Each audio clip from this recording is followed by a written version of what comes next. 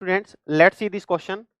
The question says that the amount of oxalic acid required to prepare 250 ml of n by 10 solution.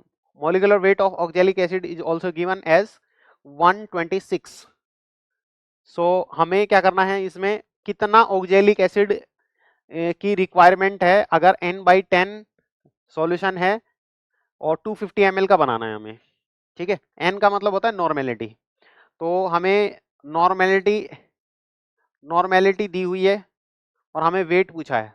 ठीक है, normality दी हुई है, हमें wait पूछा है. तो नॉर्मेलिटी से वेट निकालने के लिए सबसे बढ़िया तरीका है, नॉर्मेलिटी से पहले मोलैरिटी निकाल लो. तो नॉर्मेलिटी और मोलैरिटी के बीच में रिलेशन होता है normality is equal to molarity multiplied by the VF. VF मतलब क्या है, वैलेंस फैक्टर. और एसिड है हमारे पास में, ऑक्जेलिक क्या है, एसिड है. एसिड के लिए वैलेंस फैक्टर फॉर एसिड के लिए वैलेंस फैक्टर होता है उसकी basicity of that acid. Basicity मतलब कितने H+ वो देता है, कितने H+ वो डिजोल्व होने पर, वाटर में डिजोल्व होने के बाद देता है. ऑक्जेलिक एसिड का फॉर्मूला आप जानते हैं. ऑक्जेलिक एसिड इस तरह से होता है, इसके पास में 2 H+ हैं. तो जब ये इसको पानी में डाला जाएगा तो 2 H+ छोड़ेगा, तो वैलेंस फैक्टर इसका कितना हो गया, 2 हो गया.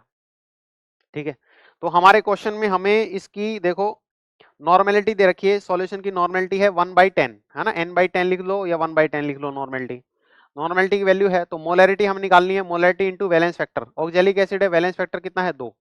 तो मोलैरिटी हमारे पास में आ गई, 2 नीचे आ जाएगा, 1/20. मोलैरिटी निकल गई. ठीक है, मोलैरिटी निकल गई.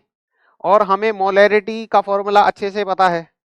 मोलैरिटी इज इक्वल टू क्या होता है, मोलैरिटी इज इक्वल टू होता है weight of solute divided by molar mass of solute into 1000 divided by volume of solution in ml. You are familiar with this formula. अब हमारे पास में molarity भी है. ठीक है, और क्या क्या मोलैरिटी दे रखी है, मोलिकुलर मास भी है, वॉल्यूम ऑफ सॉल्यूशन 250 दे रखा है, ये एक कांस्टेंट है, और वेट निकालना है तो ये हम निकाल लेंगे इसमें. देखिए उसी फॉर्मूले में वैल्यूज पुट करते हैं.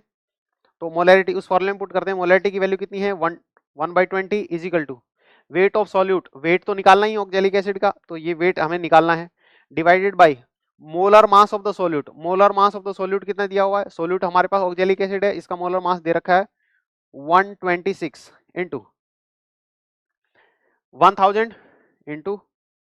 1000 divided by volume of solution in ml. Volume of solution कितना दे रखा है, 250. तो ये वैल्यू लिख देंगे 250.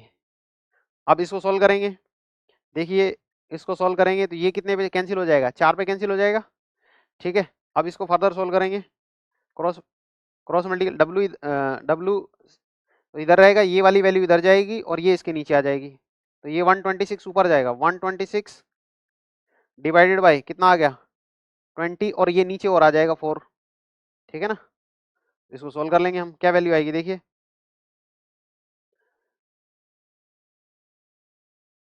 2 से कैंसिल कर लो इसको, ये आ गया 10, और इसको 2 से कैंसिल करोगे ये आ गया 6 जा 12 और 2 3 जा 6, 63. और ये आ गया 10 से डिवाइड करोगे 6.3 डिवाइडेड बाई 4. 6.3 डिवाइडेड बाई 4 से डिवाइड करोगे तो 1 पॉइंट समथिंग आएगा वैल्यू. ठीक है ना, यहाँ से डिवाइड करने की जरूरत भी नहीं है आपको. देखिए ये वाली वैल्यू कितनी आएगी भाई, 4 2 जा 8 हो जाता है, तो 2 से कम होएगा. तो यहाँ पे ऑप्शन देख लो ना, ये ऑप्शन देख लो. तो यहाँ पे वैल्यू क्या है, 2 से कम कौन सी, ए की वैल्यू है ना, 1 पॉइंट समथिंग. या पूरा सोल्व करना चाहते हो तो ये वैल्यू आ जाएगी आपके पास 1.5.